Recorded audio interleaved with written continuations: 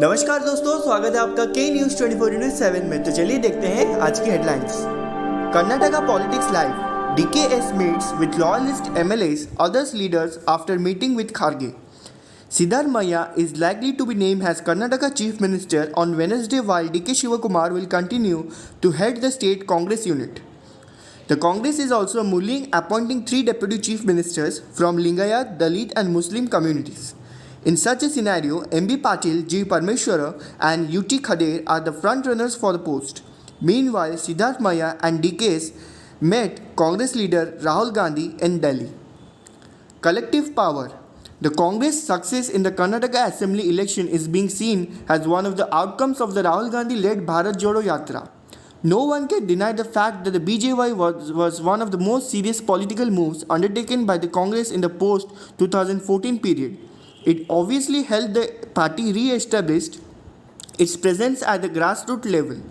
However, the active role played by the civil society organizations, people movements and advocacy groups in the initiative has not been given adequate public attention.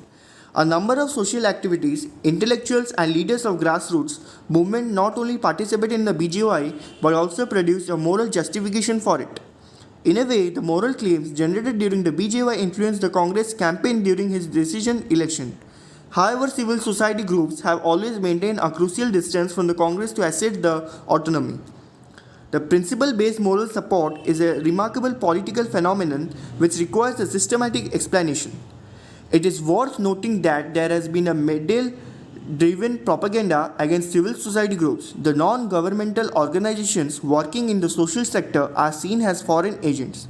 The people's movement are rejected as anti-national factions. Concerned citizens, academics and intellectuals are called urban Naxal. Committed activities are pejoratively addressed as Andolon Jivis. How do we then explain the active participation of NGOs and grassroots organizations in support of a particular party?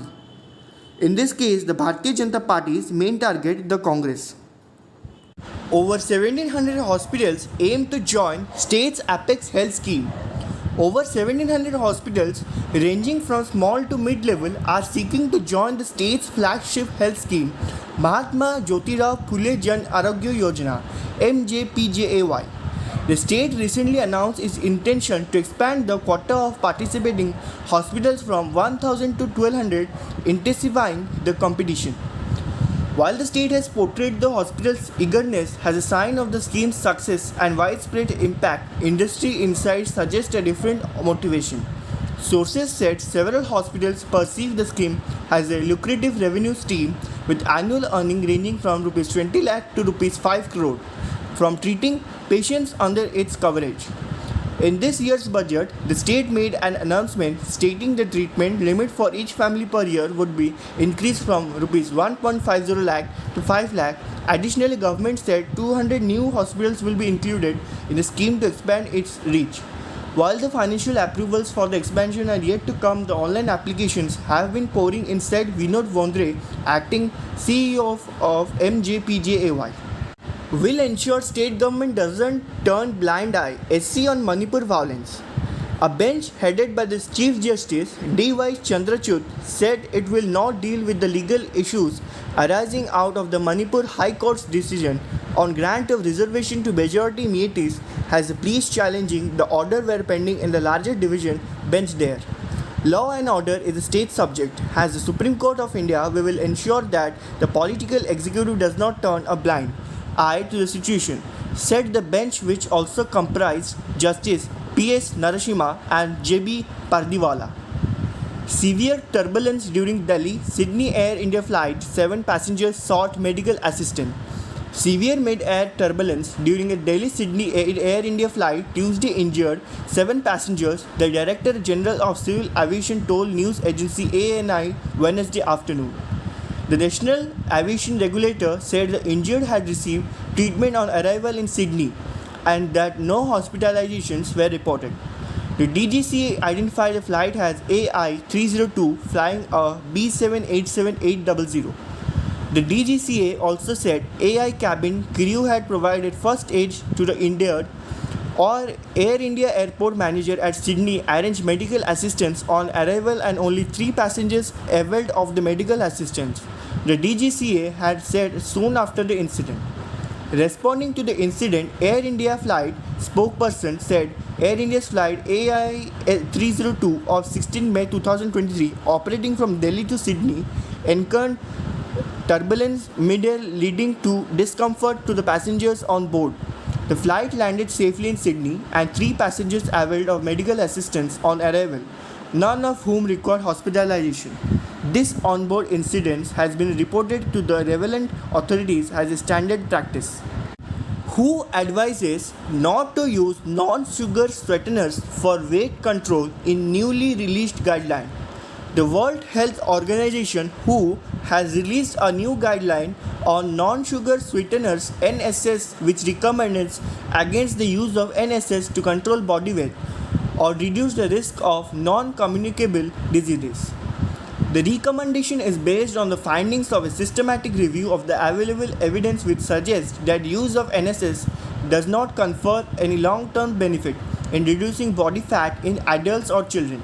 The result of the review also suggests that there may be a potential undesirable effect from long-term use of NSS such as increased risk of type 2 diabetes, cardiovascular disease and mortality in adults. Replacing free sugar with NSS does not help with weight control in the long term. People need to consider other ways to reduce free sugar intake such as consuming food with naturally occurring sugars like fruit or unsweetened food and beverages, says Francisco Branesa, who Director for Nutrition and for Food Safety. NSS are the non-essential dietary factors and have no nutritional value. People should reduce the sweetness of the diet altogether starting early in life to improve their health. The recommendation applies to all people except individuals with pre-existing diabetes and includes all synthetics and naturally occurring or modified non-nutritive sweeteners that are not classified as sugars found in manufactured foods and beverages or sold on their own to be added to foods and beverages by consumers. Common NSS include acetylsupreme, K, aspartame, advantame, cyclamates, neotame, saccharin, sucralose, stevia and stevia derivatives. Let's see some IPL match highlights of yesterday between Lucknow Super Giants defeat Mumbai Indians by 5 runs in Lucknow in a nail-biting last over thriller and kept their playoffs hopes alive. The loss of Mumbai Indians, which is their 3rd straight defeat against LSG, find them under pressure in the tournament. Their playoff hopes have taken a hit as they can only have a total of 14 points at the end of the league stage. Today's match between Punjab Kings and Delhi Capitals, match 64. Who will win today's IPL match? Following the win against Delhi Capitals in the previous fixture, Punjab Kings lock horns with the former in a return fixture in the forthcoming match. The two sides square off at the HPCA Stadium in Dharmshala on Wednesday, May 17.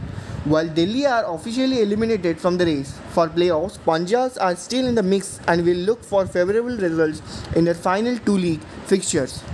However, as much as Delhi will win playing for pride, they will also seek redemption and aim to knock Punjab out of the race for a top 4 spot. Hinduja Group Chairman SP Hinduja passes away at 87 in London. SP Hinduja was unwell for some time, said the family spokesperson. Sri Chand Paramnan Hinduja, the eldest of the 4 Hinduja brothers and chairman of Hinduja Group, died in London on Wednesday. He was unwell for some time. He was the age of 87. The Hinduja family, Patrick and his brothers Gopichand and Prakash, were accused of receiving nearly SEK 81 million in illegal commission to help Swedish gunmaker ABB Force secure an Indian government contract. A court had, however, exonerated them. Gopichand, Prakash, Ashok and the whole Hinduja family, with a heavy heart, regret to announce the passing away of her family Patiraj and chairman of Hinduja Group, Mrs. S.P. Hinduja today. A spokesperson for the family said. ऐसे ही और news को जानने के लिए जुड़े रहिए के news 24/7 के साथ.